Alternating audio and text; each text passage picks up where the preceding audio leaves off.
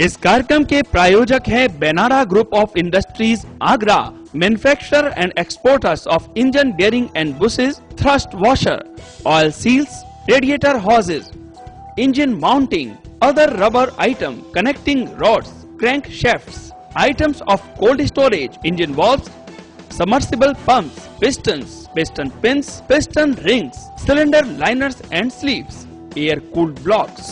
Benada, a name of trust.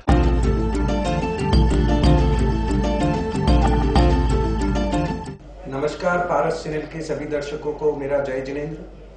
आज फिर से हमारे बीच में है प्रसिद्ध वास्तुकार डॉक्टर राजेंद्र जी जैन, जिनसे कि आज हम पेड़ों के वृक्ष के वास्तु के बारे में काफी हम जानकारियां लेंगे।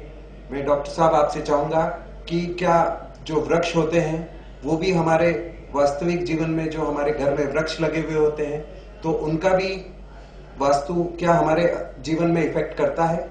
निस्संदेह जो घर में वृक्ष लगे होते हैं उन वृक्ष का पूरा प्रभाव प्रत्येक मानव के जीवन पर पड़ता है। जैसे कि कुछ वृक्ष ऐसे होते हैं जिन्हें घर में लगाना नहीं चाहिए, निषेध है बिल्कुल से। जैसे चैत्र वृक्ष पाकर, गूलर, आम, नीम, बहेड़ा, बेर, इमली, कदम, नींबू, अनार और खजूर के जो बड़े बड़े वृक्ष हैं वह कदापि नहीं लगाना चाहिए। इन वृक्षों के लगाने से बहुत सारे नुकसान होते हैं, जैसे कि कांटे वाले, दूध वाले, बोंजाई इत्यादि वृक्षों को घर और घर के नजदीक और घर में कदापि नहीं लगाना चाहिए।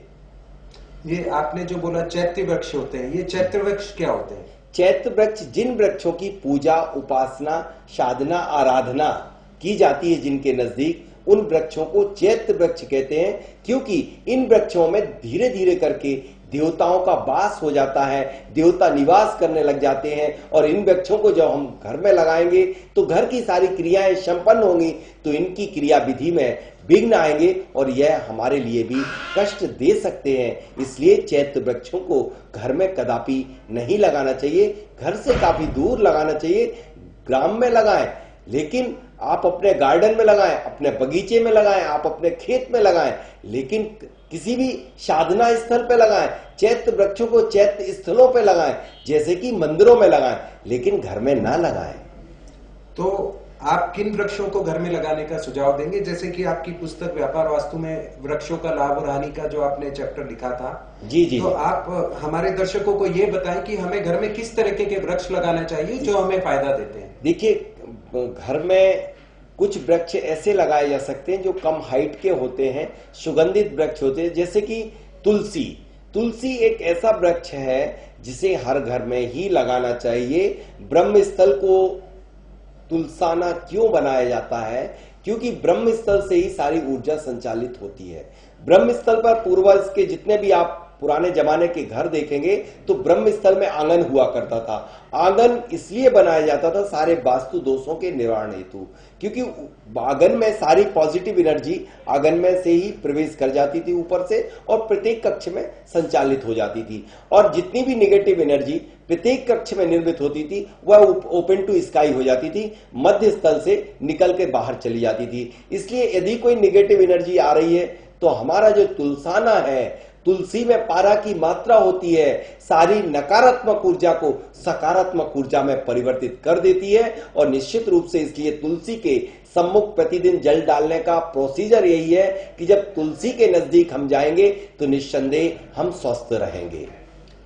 जैसे कि वास्तुशास्त्र में हर काम समय और मुहूर्त से होता है, तो मैं आपसे ये पूछना चाहूंगा कि क्या वृक्षों को लगाने का भी कोई मुहूर्त होता है? निस्संदेह वृक्ष को भी श्रेष्ठ शुक्ल पक्ष में, स्थिर लग्न में और चंद्र स्वर में और प्रभु की भक्ति करते हुए आपके लिए इन वृक्षों को यथास्थान जहां पर रोपित करना है, विधि विधान पूर्वक ही आपको रोपित करना चाहिए। जैसे कि बीज बोते हैं तो हमेशा स्थिर लग्न और चंद्र स्वर में बीज यदि बोया जाता है खेत में तो बहुत समृद्धि, अच्छे अनाज की उत्पत्ति कराता है। ठीक वैसे ही किसी भी वृक्ष को जब आप किसी भी जगह पर रोपित करने जा रहे हैं तो श्रेष्ठ मुहूर्त में ही वृक्ष को विधि विधान पूर्वक ही लगाना चाहिए।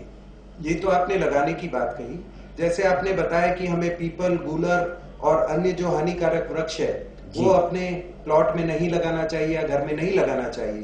पर कभी हम कोई प्लॉट खरीदते हैं और उस पे मान लीजिए पीपल का पेड़ है या गूलर का पेड़ है, तो उनका जो निराकरण है वो हम कैसे करेंगे? देखिए, यदि वृक्ष को काटने की सलाह तो मैं कदापि नहीं दूंगा। यदि आपके घर में चैत्र वृक्ष लगा हुआ है पहले से, तो उसे मत काटिए। आप अपने स्थान को परिवर्तन कीजिए या फिर उस दोष निवारण करने का उपाय ढूंढिए। जैसे कि कोई वृक्ष यदि काटा नहीं जा सकता है तो उसके नजदीक एक शुभ वृक्ष लगा दें, जो कि वह सारे के सारे उस दोष का निवारण कर सकेगा। शुभ वृक्षों में जैसे अशोक, केला, चमेली, गुलाब, सुगंधित वृक्ष इत्यादि लगाए जा सकते हैं। जैसे नारियल का पेड़ है उसको भी लगाया जा सकता है। और लेकिन ध्यान रखना, चंपा जो सुगंधित पेड़ है, केवड़ा है, इनको आप कदापि ना लगाएं। ये बहुत अच्छी पॉजिटिव एनर्जी तो देते हैं, लेकिन ध्यान रखना यह वृक्षों के नजदीक सर्प इत्यादि रात्रि में आ जाते हैं और अन्य समय में भी आ सकते हैं, जो आपको पीड़ा दे सकते हैं। ये तो आपने बताई राजेंद्र जी घर के बाहर लगाने के वृक्षों की विधि और कौन कौन से वृक्ष हमें लगाना चाहिए या नहीं लगाना चाहिए। पर आजकल के समय में आप देखते हैं कि हम लोग घरों में भी बहुत सारे वृक्ष लगाते हैं, तो क्या घरों में वृक्ष लगाना शुभ है या नहीं है? तो क्यों नहीं लगाना चाहिए? आप इसके बारे में हमारे दर्शकों को देखिए, वृक्ष क्यों नहीं लगाना चाहिए, कुछ हर जिस तरह का जो वृक्ष होता है उस प्रकार के फल प्रदाता होता है। जैसे कि जो केमिकल कंपोजिशन मिट्टी का होता है वही उस पर निवास करने वाले व्यक्तियों के ऊपर उसका ही पूरा प्रभाव पड़ता है। जैसा वृक्ष का फल का जो केमिकल कंपोजिशन होगा, जैसे खट्टे, इमली खट्टी है, साइट्रिक एसिड है। साइट्रिक एसिड की मात्रा आपके हवाओं के माध्यम से चल के वो परमाणु आएंगे और आपके शरीर में सांस के माध्यम से चले जाएंगे और वह उसकी अधिकता होने से आपको रोगों की उत्पत्ति हो सकती है। आपके लिए जुखाम हो सकता है, सर्दी हो सकती है। इस तरह से जैसे काक का वृक्ष है, कौवे, यदि कोई वृक्ष ऐसा है जिस पर कौवे ही बैठ रहे हो, तो निश्चित समझ लेना कि जिस वृक्ष पर घर में काक बैठ रहा हो लगातार, तो वह जल्दी ही धन का नाश कराने वाला है। या उस वृक्ष को आप घर में नजदीक ना लगाएं। या फिर ऐसा जिसपे गीद बैठ रहा हो, गिद्ध होते हैं, वह वृक्ष घर में लगेगा तो रोगों की उत्पत्ति करा ही देगा। यदि कोई वृक्ष किसी शमशान पे आपको सुंदर लगा, आप निकाल के लेके आ गए और घर में लगा लिया, निश्चित रूप से वह मृत्यु को निमंत्रण दे देगा। यदि कोई वृक्ष आपके घर के द्वार पर या प्रतिष्ठान के द्वार पर, जो कि द्वार भेद बन रहा हो, वह कुल का नाश करा देगा। यदि कोई वृक्ष ऐसा वृक्ष हो जो देव वृक्ष, जिसपे देवता वास कर रहे हो, उस वृक्ष को यदि आप अपने घर में लगाएंगे, जो देव वृक्ष बताए गए हैं, वह निश्चित रूप से आपका धन नाश करा देता है। और चैत्र वृक्ष तो ऐसे वृक्ष हैं जो कि गृह स्वामी के लिए मृत्यु तुल्य कष्ट तक भी प्रदाता हो जाते हैं। कुछ वृक्ष ऐसे होते हैं अर्धभग्न, मतलब आधे सूखे, कुबड़े, टेढ़े, आड़े मेढ़े, ये वृक्ष अर्धभग्न, मतलब अर्ध विकसित भी कह सकते हैं, अर्धभग्न भी कह सकते हैं। ऐसे वृक्षों के लगने से धन का नाश हो जाता है। और जो टेढ़े मेढ़े वृक्ष होते हैं घर में लगाने से, उनमें बच्चों को, संतानों के लिए बीमारियों को निमंत्रण आ जाता है। और यदि कुबड़े वृक्ष होते हैं तो कुबड़े वृक्षों से अभिप्राय मेरा है कि जो कुबड़ निकली हुई हो, जैसे कुछ लोग आपने देखे हो कुबड़, उनको आप उनकी कुंडली उठा के उनको देख लें, उनकी हिस्ट्री मालूम कर लें कि उनके घर में जब उनका जन्म हो रहा था, जन्म से पूर्व उस घर में कुबड़े वृक्ष ही लगा था, इसलिए उनकी आकृति, उसकी छाया उस मां पर पड़ी और उसकी आकृति भी कुबड़ी हो गई। इतना बड़ा फल प्रदाता होते हैं ये वृक्ष, इसलिए वृक्षों का अवश्य ध्यान रखना चाहिए कि हमें कौन से वृक्ष किस जगह लगाना, किस जगह नहीं लगाना, कौन से वृक्ष लगाना, कौन से वृक्ष नहीं लगाना है। तो राजेंद्र जी, जैसा आपने बताया कि जो वृक्ष आड़े तिरछे या बहुत कुबड़े टाइप के वृक्ष होते हैं जी, तो क्या हमें ये वृक्ष उखाड़ फेंकना चाहिए या इसका भी कोई समाधान है? देखिए, उखाड़ फेंकना हमें क्या करना चाहिए? निस्संदेह ऐसे वृक्ष जो कि वृक्ष बहुत अशुभ हैं, उनके लिए यदि आप प्लांट भी कर सकते हो, उनको विधि विधान पूर्वक निकाल सके तो निकाल करके दूसरी जगह विधि विधान पूर्वक, यानी कि जब कोई वृक्ष पुराना वृक्ष है उसे के निकालने की यह विधि होती है कि उसे सिर्फ कृष्ण पक्ष में ही वृक्ष को निकाला जाए, और कृष्ण पक्ष में भी 5 नक्षत्र हैं, उन नक्षत्रों से युति करके ही उन वृक्ष को बिना आज्ञा के उन वृक्ष को नहीं निकाला जाए। आप वृक्ष से एक दिन पूर्व जाएं, निवेदन करें कि मैं आपको किसी अन्य स्थान पर ले जाना चाहता हूं, स्नान इत्यादि करके जाएं।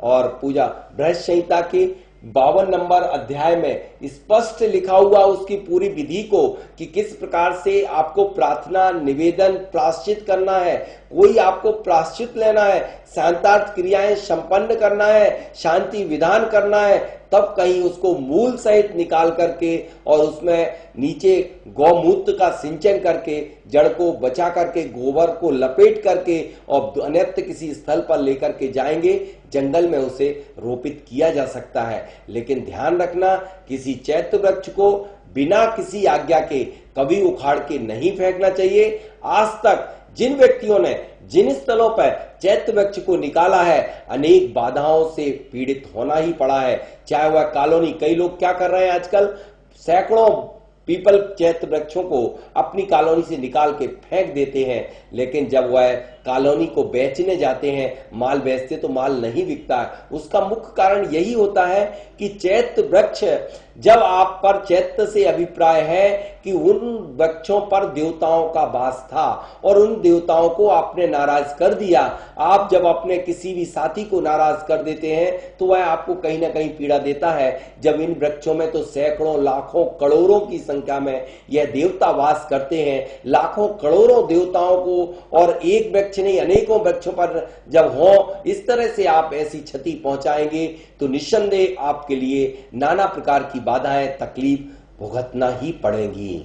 जैसे आपने अभी चैत्र वृक्ष या पीपल वृक्ष के बारे में बताया कि देवी देवताओं का निवास होता है, तो पीपल की छांव, हम लोग बोलते हैं कि ये पीपल की छांव पड़ती है, छांव घर पे नहीं पड़ना चाहिए, तो क्या ये देवी देवता वाले वृक्ष की छांव भी क्या हमें नुकसान देती है? निस्संदेह पहले दूसरे पहर इनकी छाया भी आपके घर पर नहीं या आपके अपने प्रतिष्ठान पर नहीं पड़ना चाहिए। देखिए, आपको एक मैं छोटे से उदाहरण के माध्यम से बता दूं कि जिन जिन खेतों में घने सघन चैत्र वृक्षों की जहां जहां छाया पड़ती है, वहां पर आप जाकर के देख लिए फसल की उत्पत्ति नहीं होती। ठीक वैसा ही जहां जहां पर इनकी छाया जिस घर में पड़ती है, वहां पर उस घर में विकास की गति वहीं रुक जाती है। जैसे विकास की गति को रोकने वाला एक और होता है बोनजाई, जो बहुत तेजी से भारत में प्रवेश कर गया।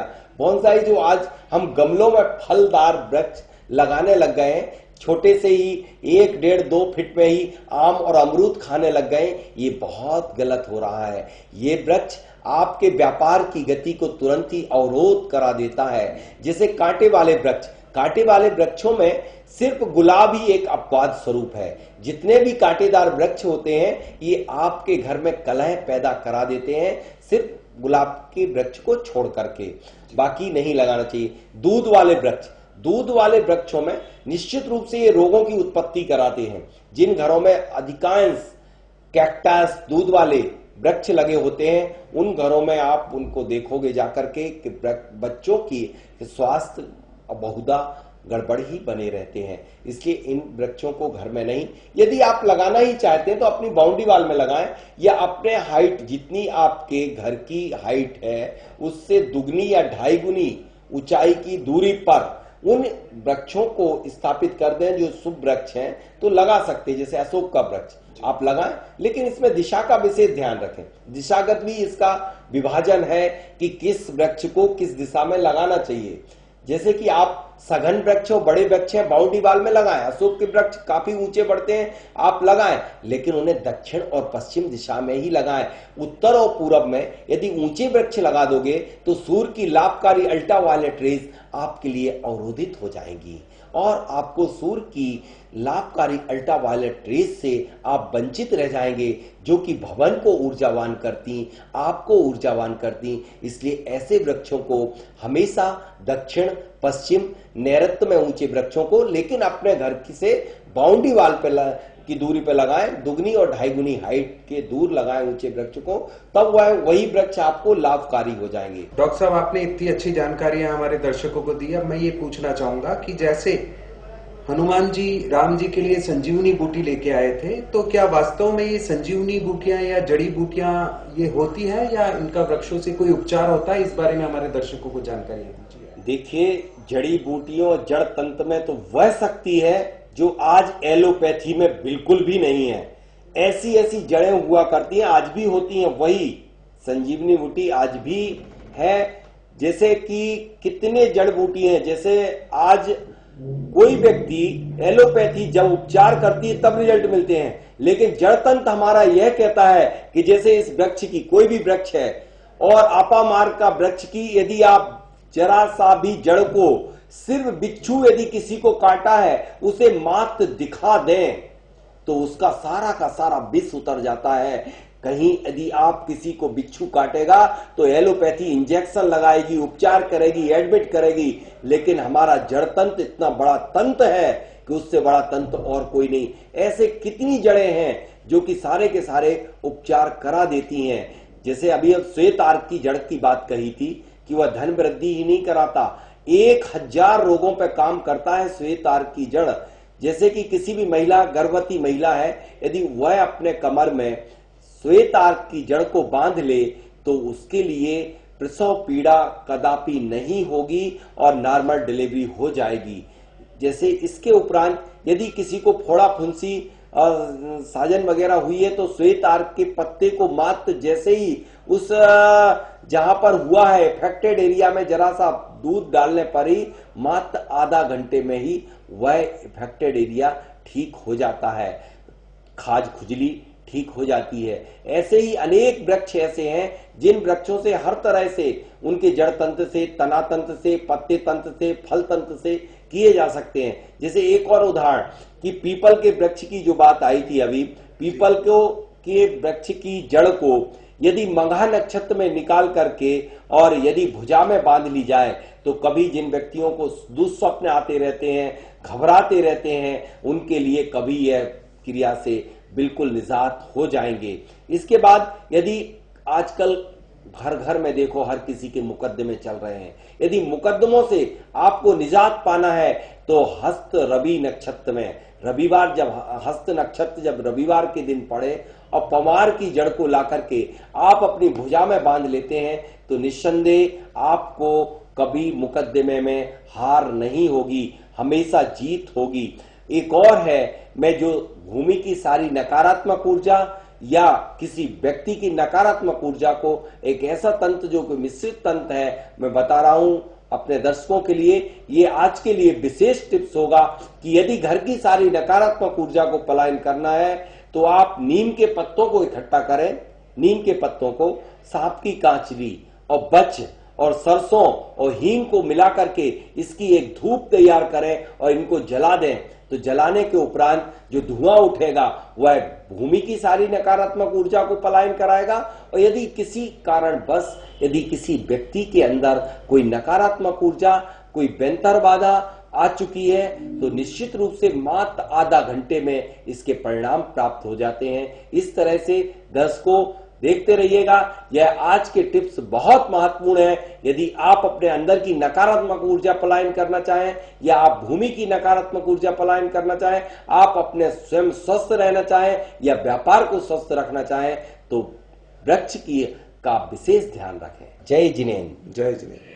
अधिक जानकारी हेतु संपर्क करें जियोटेक वास्तु सॉल्यूशन एवं रिसर्च सेंटर 11/8 मीरापत, धेनु मार्केट, इंदौर, मध्य प्रदेश। संपर्क सूत्र 09826909074, 08103877792, 07828862601, 07312534041। इस कार्यक्रम के प्रायोजक हैं Benara group of industries Agra, manufacturer and exporters of engine bearing and bushes, thrust washer, oil seals, radiator hoses, engine mounting, other rubber item, connecting rods, crankshafts, items of cold storage, engine valves, submersible pumps, pistons, piston pins, piston rings, cylinder liners and sleeves, air cooled blocks. Benara, a name of trust.